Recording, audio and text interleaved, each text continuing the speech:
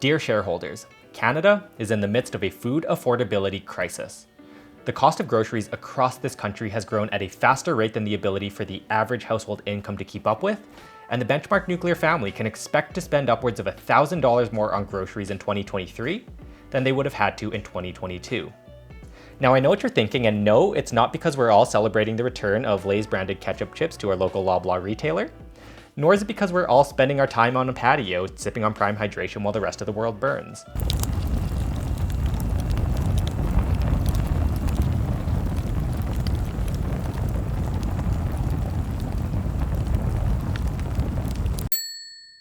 In actuality, these price hikes have hit us the hardest when it comes to basic pantry staples, so things like bread, produce, and dairy. 95% of Canadians consider the rising cost of food to be a significant source of stress in our lives, and as a result, we're turning to measures like coupon clipping, visiting our local food banks, or simply eating less food and going hungry. But have no fear, because the federal government's here, and for the past 8 months, the House of Commons Standing Committee on Agriculture and Agri-Food has been studying the issue, and just in June last month, they presented their findings to the rest of the House of Commons.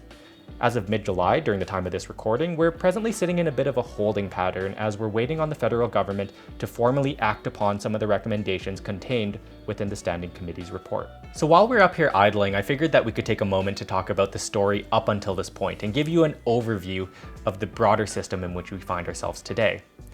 I'll be honest with you, when I first started the script for this video, it looked a little bit something like this.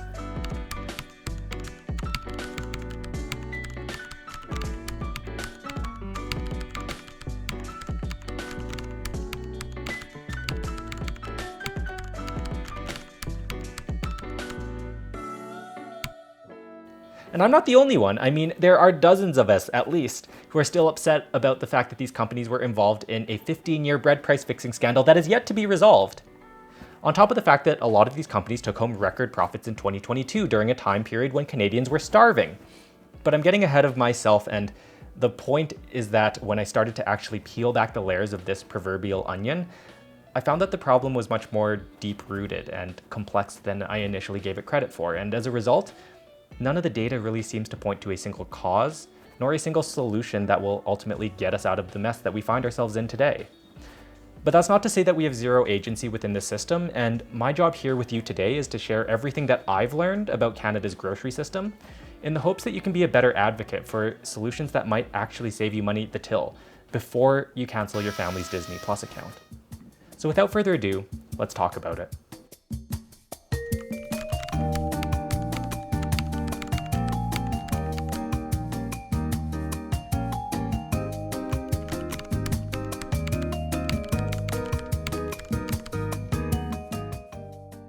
The cost of living in Canada has grown faster than our ability to keep up with, and nowhere is this more apparent than in our grocery stores. Take for example this tub of margarine, which you could purchase back in May 2021 for an average retail cost of a paltry $4.73. 1 year later, in May 2022, the same tub would now cost you $6.25, and in May 2023, this thing might as well be filled with truffle oil because I spent $9.50 at my local Safeway, which is the closest grocery store to my house. And across the country, this same tub would retail for an average cost of $7.46. For those of you doing the math, this is a 57% increase in only 2 years. And unfortunately, the same trend is true across the board when it comes to proteins, fruits, vegetables, and whole grain foods. All categories recommended by the Canadian Food Guide in support of a healthy and balanced lifestyle.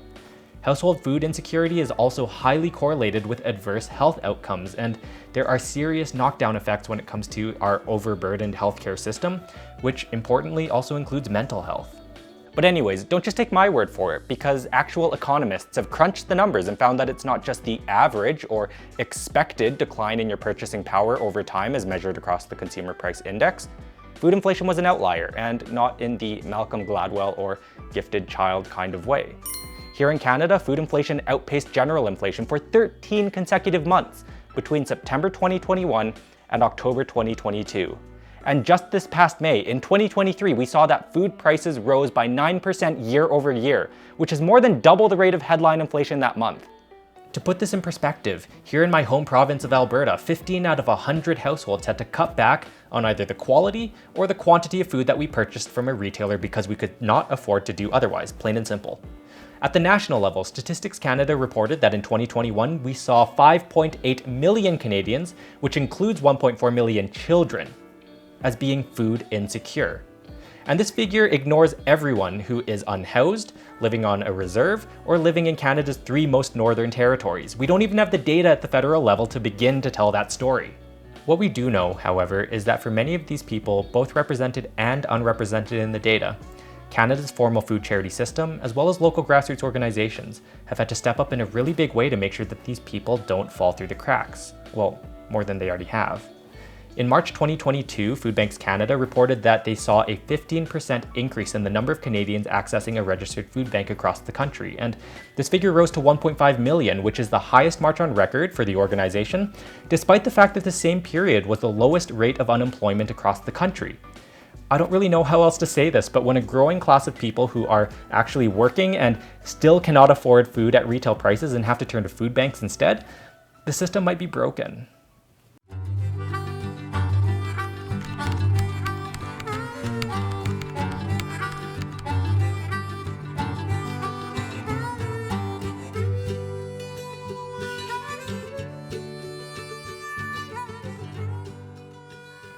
So yeah, times may be tough for the average Canadian consumer, but the Canadian grocery system operates in the free market, which in principle means that we have a diversity of competing firms, all of whom have to vie for your business.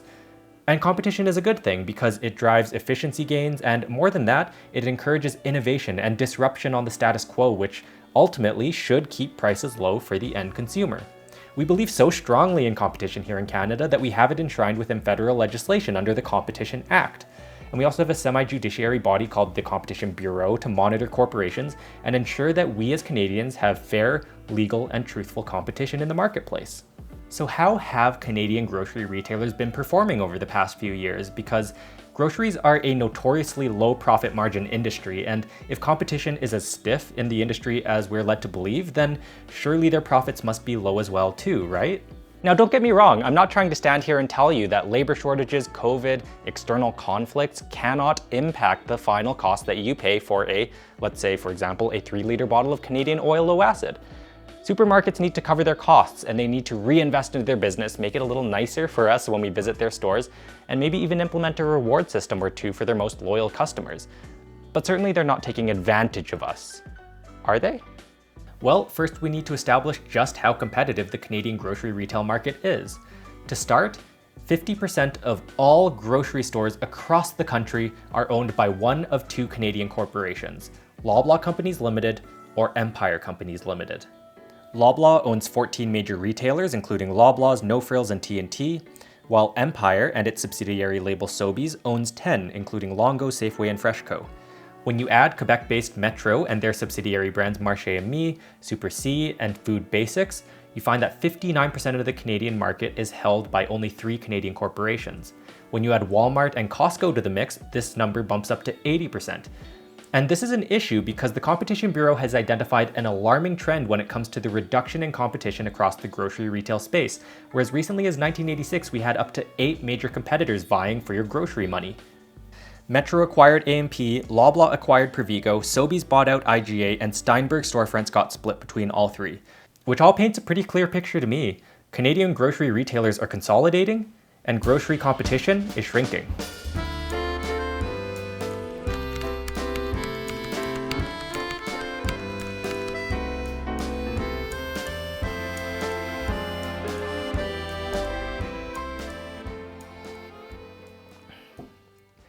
Now, a problem with highly consolidated industries is the fact that it creates greater space for unethical behavior, like price fixing, which is the practice where a bunch of competing retailers will get together and decide to set the price of a product or class of products higher than what the marketplace would actually demand if they were honestly competing. And this is a problem, specifically within highly concentrated, low competition spaces, because all it takes is 1 or 2 competitors to actually compete to drive the market rate back to its equilibrium point. So as a result, given what we know about Canada's consolidating grocery industry, maybe it shouldn't have come as a surprise when in 2017 news broke that Loblaw had participated in an industry-wide bread price-fixing scandal between 2001 and 2015. Further news broke that Wholesalers Canada Bread Company and George Weston Limited had colluded with retailers Loblaw Companies Limited, Walmart Canada, Sobeys Inc., Metro Inc., and Giant Tiger Stores Limited to raise the price using a premeditated system called the 7-10 Convention. Prices would be bumped by 7 cents at the wholesale level and by 10 cents for consumers in stores. Affected brands included such household names as Country Harvest, Dempster's, and Wonder Bread. If you remember back in January 2018, Loblaw launched a $25 gift card program that they offered to the general public as an apology of sorts for their involvement in the bread price fixing scandal. The program was projected to cost around $150 million to the company, but the marketing cynic in me is also looking at that and saying, well, you just gave people a gift card to use at your stores, where presumably they're also spending more than $25 when they're there. But that's not the point of this. The point is that it took 5 years from that for us to get the first update on the case, which was in June 21st, 2023, when Canada Bread Company officially came forward and acknowledged their role in participating in the bread price fixing scandal. And not only that, they provided even more details on the actual mechanics of the crime. Executives at Canada Bread approved a 12 to 14 cent hike in October of 2007, and they followed this up with an additional 14-cent increase in February of 2011. All in all, Canadians were spending an additional $1.50 per loaf of bread because these companies got together and decided they did not want to compete. Canada Bread Company at the time was majority owned by Maple Leaf Foods, who sold the company to Mexican multinational Grupo Bimbo in 2014, who has since been footed with a $50 million fine. Grupo Bimbo, through a public disclaimer on Canada Bread's website, has made it clear that they intend to pursue those responsible at Maple Leaf Foods with legal action, although we have yet to see who will ultimately be responsible for paying back this money. Those individuals and corporations responsible for the crime continue to walk among us and continue to do business as usual, because those with the power and the means to actually do something about it have deliberately chosen not to make this a strategic priority. Loblaw has even been given immunity by the Competition Bureau for their ongoing support throughout this investigation, as well as for being the first to squeal on their competitors, which is almost kind of funny in a schoolyard sense, but then, I don't know about you, that sends me into a spiraling disillusionment with the very foundational system upon which this entire debacle was built. But hey, it's just our daily bread, right?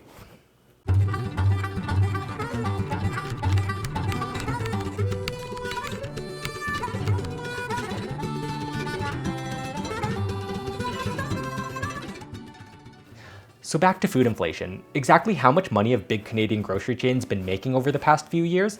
And more importantly, are their profits reasonable or justifiable given present socioeconomic circumstances? Well, back in the fall, Dalhousie University's Agri-Food Analytics Lab published a report called Canadian Grocers: Measuring Greed in the Era of Consumer Distrust. And what they found was that Sobeys had earned $56 million in excess revenues over the past 5 years, Metro had earned $7 million, and Loblaw took the proverbial cake, earning $436 million in excess revenues during Q1 and Q2 of 2022 compared to their 5-year average. You might have heard of this figure translated to $1 million in excess profits per day that was floating around the news cycle of the time, and that's where this figure is coming from. Altogether, these three companies took a total $100 billion in sales with a combined total profit of $3.6 billion. And the study was encouragement enough for the Standing Committee on Agriculture and Agri-Food to formally summon the heads of Loblaw, Metro, and Empire to respond to allegations that they might be engaging in greedflation or taking advantage of Canadian consumers to earn these excess profits.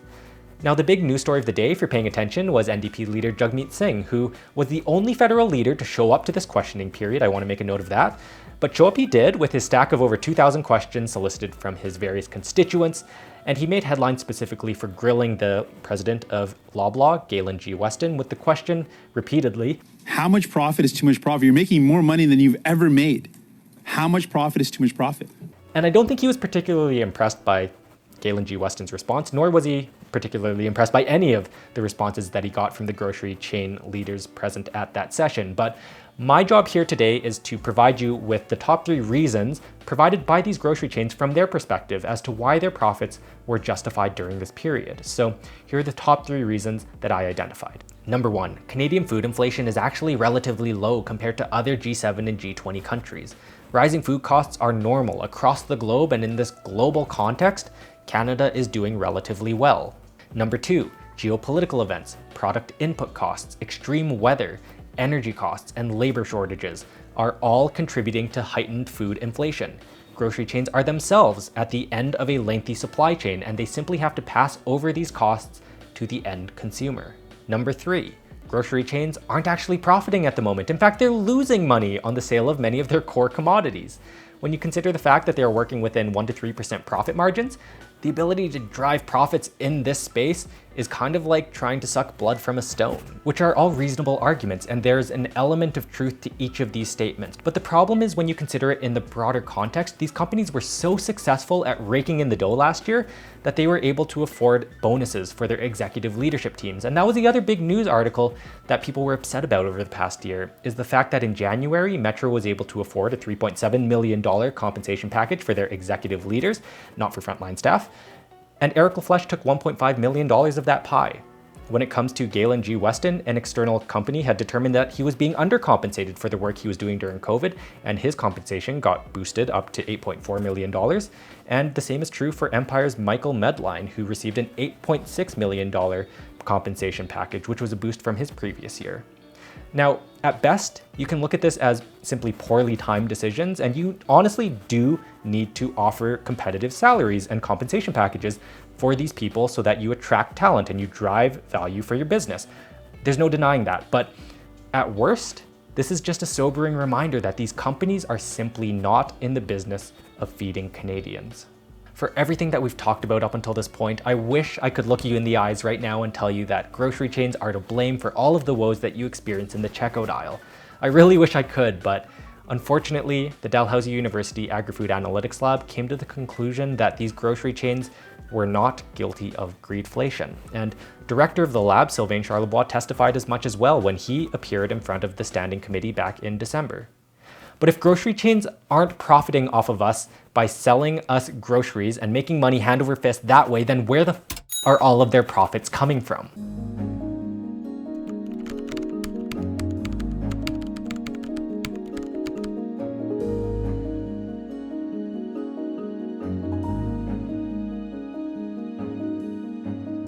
Let's circle back to the business of Canadian grocery chains. Loblaw, Metro, and Empire are all publicly traded companies, meaning that they are obligated to produce annual reports that are not just for investors or interested shareholders, but for the general Canadian public to look at and better understand how these businesses are being run and where their money comes from. We can look at the measure of gross profits, which is your sales or revenues, minus your cost of goods sold, as a pretty reliable indicator of a company's success in this space. And don't get me wrong, it's not a holistic measure, it is a singular snapshot of a company in one particular area, so keep that in mind, but it's an important one. And when we look at this across all 3 companies, surprise, surprise, they reported increases in 2022 in their reporting. So when it comes to Loblaw, they reported a 7% increase. I looked at Sobeys in place of their parent company, Empire, and they reported a 6.4% increase. And the same is true for Metro with a 3.5% boost. Now, altogether, all 3 companies, all this demonstrates is that they were able to increase their prices above and beyond any increases in costs they might have incurred throughout the year. And overall, this is something that we expect successful companies to do within the space, and it is a mark of a successful company. But at the same time, if grocery profit margins are relatively low as an industry, then are these profits exploitative? And the Competition Bureau ultimately came to the conclusion that these profit margins set by these companies as being modest yet meaningful. Modest because food margins have only increased around 1 or 2% since 2017, and this just translates to Loblaw, Metro, and Empire earning an additional $1 or $2 per $100 spent at each of their retail locations. But this is also meaningful because despite these small profit margins, groceries are a high volume business, and in aggregate, When you increase the profit margin by even a fraction of a percentage, this can have compounding effects on the profitability amongst these firms. So what about food inflation? How does that impact the cost of groceries that you pay at the till and the profitability of Canada's grocery chains? Well, pretend with me for a second here that we're a Loblaws franchise owner and we're tasked with filling up one of the end caps in one of our stores with, let's say, cans of President's Choice Blue Label, no salt added, diced tomatoes. So we can source a can of tomatoes from our California producer for $1 per can, and if we set a very generous 20% markup or 20% margin, then we can sell it to the end consumer for $1.20, meaning that at the end of the day, we walk away with 20 cents of profit per can of tomato sold. Not bad, right? But now let's say that a drought hits California and all of a sudden our Roma tomato supply has dried up, meaning that we have to go to Mexico instead. And now all of a sudden our costs have increased to $1.10 per can of tomatoes to get them up to Canada. We can sell them to the Canadian consumer at our same 20% markup at the cost of $1.32 instead to the end consumer. But you might notice in this inflationary system that now we're walking away with 22 cents of profit instead. So you can start to see how these chains can and do pass cost increases onto you, the end consumer, and can still walk away with greater profits. And obviously, in actuality, these profit margins are much lower than the one that I provided in this example. But ultimately, this is what the Competition Bureau is getting at when they're saying modest yet meaningful. So that's one explanation as to why Canadian grocery chains have been so profitable over the past few years. And it's a convincing one, but the less impactful reason compared to the one that I'm about to share with you, because at the end of the day, all three Canadian grocery chain companies are not just in the business of selling you bread and butternut squash. Take Loblaws, for example, because they actually divide their business into 5 separate divisions, which includes Joe Fresh, their clothing line, as well as PC Financial Services, credit cards and financial services. And then on top of that, in 2014, they acquired Shoppers Drug Mart, which allowed them to move into the pharmaceutical and beauty space. The same is true when it comes to Empire. They acquired Lawtons, which is a Canadian drugstore chain, as well as Metro and their acquisition of Brunet and Jean Coutu. Now, right now you might be thinking to yourself, well, what does beauty products or pharmaceuticals have anything to do with grocery chain profits? But that's exactly the point, and it brings us to the sponsor of today's video, the IFRS. Food prices are undeniably high in Canada, and grocery profits, well, those are even higher. How are you, the concerned Canadian public, supposed to trust that Galen G. Weston, Michael Medline, or Eric LaFlèche aren't simply stealing money from your pocketbook to line their bank accounts? Well, that's where the International Financial Reporting Standards, or IFRS, comes in with an elegant solution through which all publicly traded companies are obligated to produce reports. And you can trust these reports to be an honest reflection of these businesses' dealings throughout any given year. For example, we're especially proud of IFRS 8.12, which states that companies may combine operating segments within their business for reporting, but only if the nature of the products or services, nature of the production processes, the type of customer for their products, and the methods used to distribute their products are the same. That means you can count on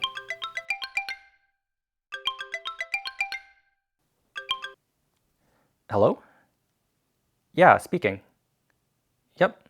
No, I'm in the middle of a spot right now. Yeah, I'm talking about that. What do you mean? Wait, what do you mean that these companies can combine groceries and cosmetics into a single combined operating segment? That doesn't make any sense. Well, I'm talking to the Canadian public. What am I supposed to tell them? Okay, we'll sort this out later. Okay, bye. We want to thank the IFRS for being the choice supplier of publicly available financial data when you, the Canadian public, need it the most. So yeah, at the moment, cosmetics, clothing, groceries, and general merchandise can all be reported under a single combined operating segment that presently fulfills IFRS Section 8.12 Parts A and B. I don't know about you, and maybe this is a controversial take, but I'm much more okay with companies profiting off of cosmetics than they are a can of beans. But until we get differentiation in how these categories can be reported, we unfortunately won't know how much profit these companies are making on produce versus ibuprofen. In the words of Galen G. Weston, we've been clear. It's the efficiency of our business and the strength of categories like cosmetics, even cough and cold, that have been driving our growth, not food.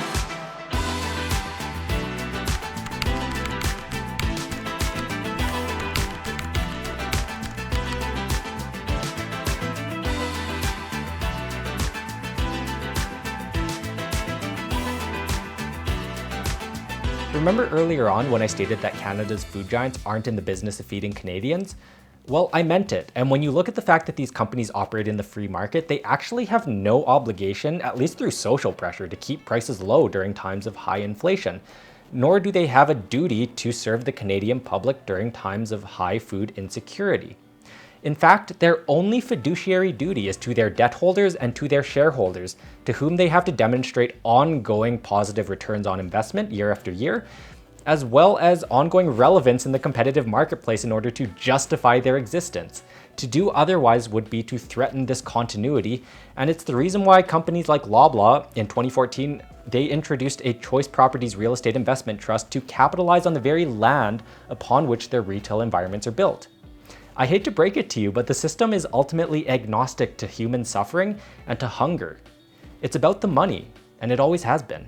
Which is a rosy sentiment, I know, and I haven't done a great job up until this point to demonstrate this, but you have to trust me when I'm telling you I want you to feel empowered in the system and to advocate for solutions that will save you money.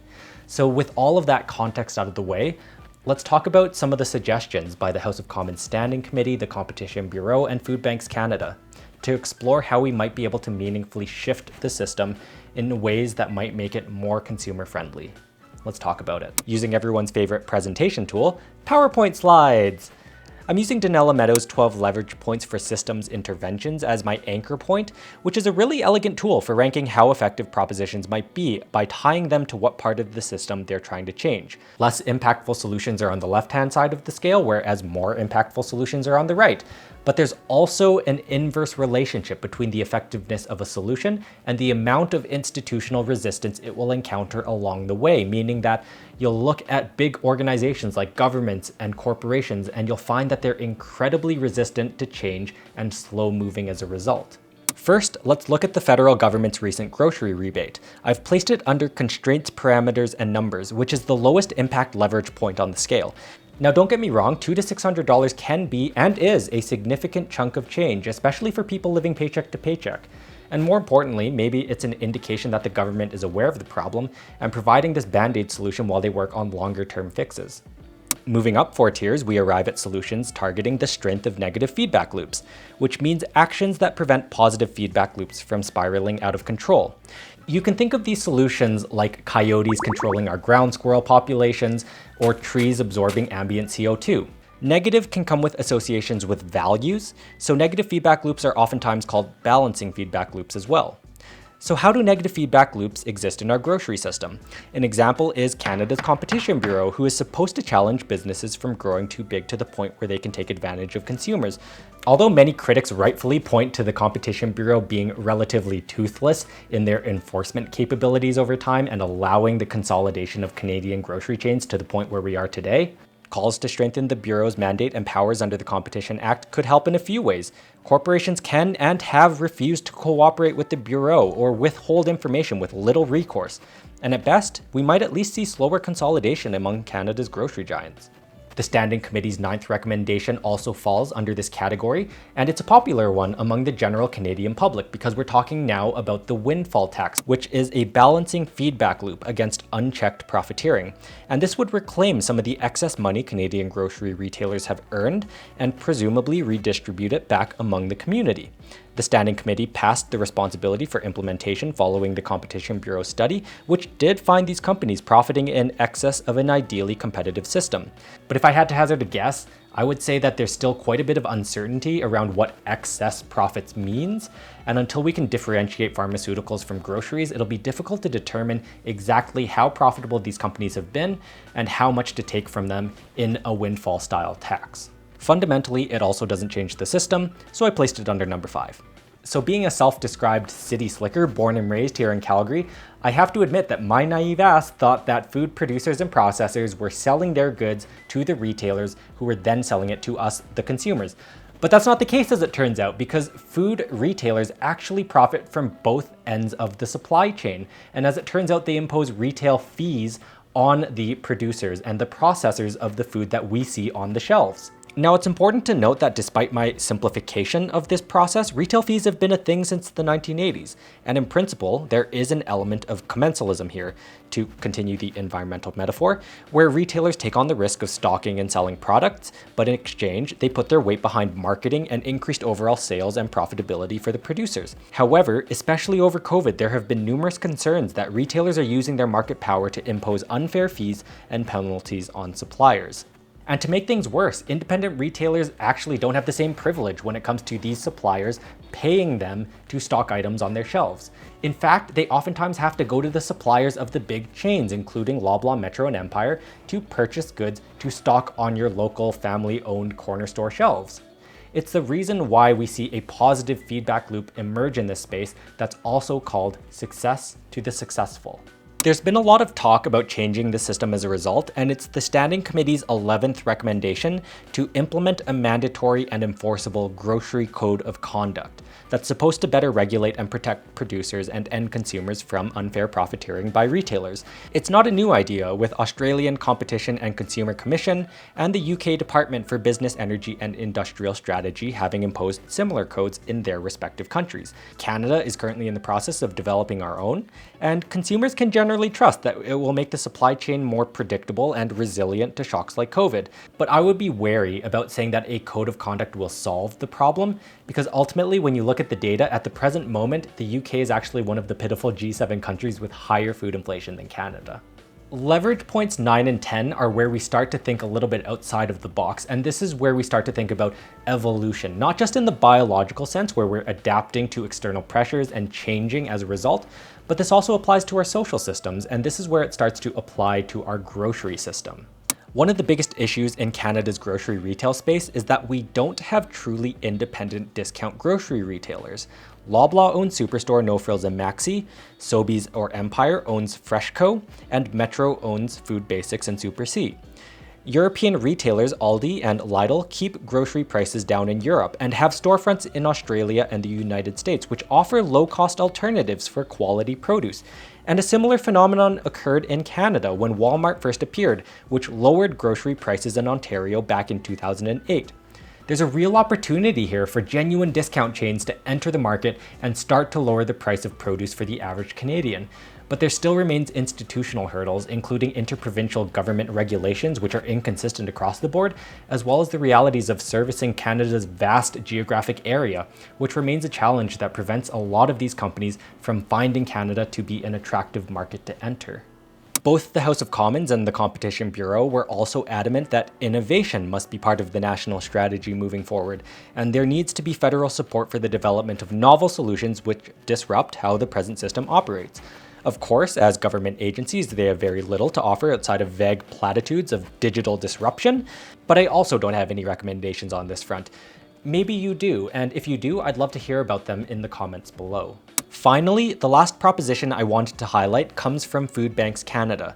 They've rightfully identified that food affordability is not an isolated problem, but intersectional with general affordability issues. 69% of food bank clients live in market rental housing and also struggle to meet other expenses, like filling up our economical Japanese-style sedans at the pump. Which is why expanding Canada's social safety networks actually has the potential to alleviate the problem of food insecurity, and a few others while we're at it. It's well recorded that the use of food banks fell dramatically when Canada introduced CERB and the CRB income benefits. Canada even has a long-standing history of minimum income studies dating back to the mid-1970s in Dauphin, Manitoba. But we have yet to meaningfully experiment with testing how a basic income might meaningfully improve the average Canadian's access to healthy and culturally relevant food in 2023. Winnipeg Centre MP Leah Gazan has been the most vocal proponent for a basic income in Canada. But again, achieving progress through government can be significant, but it will require a lot of time and prolonged effort. So that's that, a brief overview of the food affordability crisis here in Canada and some recommendations for solutions that might fix the problem. I certainly don't have more radical solutions in the next section of this video. So thanks again for tuning in, and until the next time, take care.